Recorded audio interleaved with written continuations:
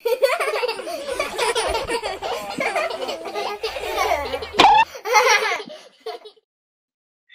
friends, I want to welcome you back to Mr. Mark's Classroom. I want to share with you some of my favorite things that I use in group time, especially with younger children or preschool. And so if you're looking for some ideas, maybe one of these will work for you.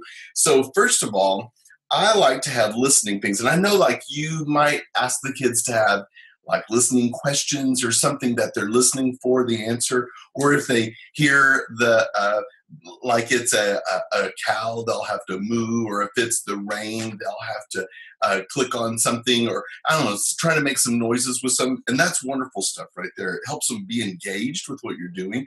But I've also made these boating paddles, so to speak, and they are actually just some yellow dessert plates from Walmart. And I just made the smiley face and the frowny face and put them on some paint stir sticks from Walmart too. They're free. Well, and so you ask, but anyway, I just taped them on there and all the children get one. And every time we talk through the story, they get to vote. Is that happy or sad, or what are you going to vote? And then maybe afterwards, we even have a scenario, a case study or something about our world right now, and they get to choose. Is that a good choice? Is that a bad choice? And so a lot of fun. You can really use these a lot. And the nice thing is they fold flat because they are flat, and they can go right in the cabinet and store really easily. So that's a win. Okay, number 2 favorite thing is whenever you have a teaching picture, go ahead and put on it all of these numbers. And I just use these Post-it notes so that way they can be lifted off. Take the numbers, like this would be up to 11. And so I would just take little sheets of paper and put them in a gift bag and have 11 of them in there, the numbers 1 through 11. All these would be stuck on here.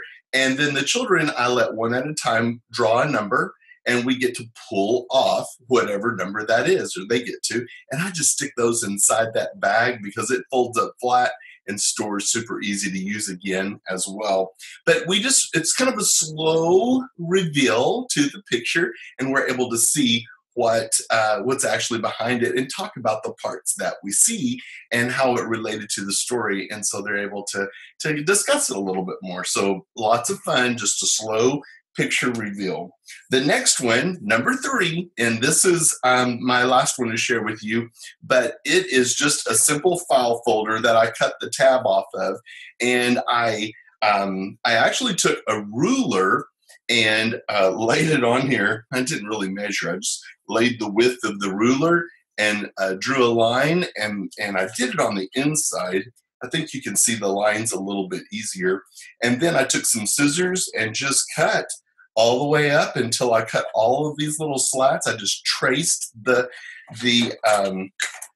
ruler, flip that over, just traced the ruler and then went ahead and sliced it up. And so in our group time, I'll say, I'll have one at a time. Dylan, you come first, and he'll flip one up. And we'll say, well, what can we see in the picture now? Oh, there's not much. And then I'll let someone else, Macy, you can. And so she flips one up. So now we see a little bit more of the picture, the teaching picture. And we see, oh, it's some good food that Daniel was choosing instead of the king's rich food, and that he had requested to have good food like vegetables. And so we see right here that it's a slow reveal. I have noticed preschoolers like to do the slats that are closest to each other so that they get the maximum reveal instead of gaps or anything like that. So I just want to encourage you to try to come up with some of these things that you can have fun with. They're like games during your group time. Pretty simple. They all fold flat, or they are flat, and you can put them in the cabinet. And the nice thing is you can pull them out and you can do something different each and every time. And that is a win if there ever was. And you've got something for the first week, something for the second week, something for the third week, and the last week of the month. Okay, well, I hope you've liked these ideas, and I challenge you to share yours. Put them in the comments here so that I can see them and I can add them to what I'm doing. I mean, everything would help. And so it's a great little teacher swap shop, so to speak. when we are all engaged here at Mr. Mark's Classroom.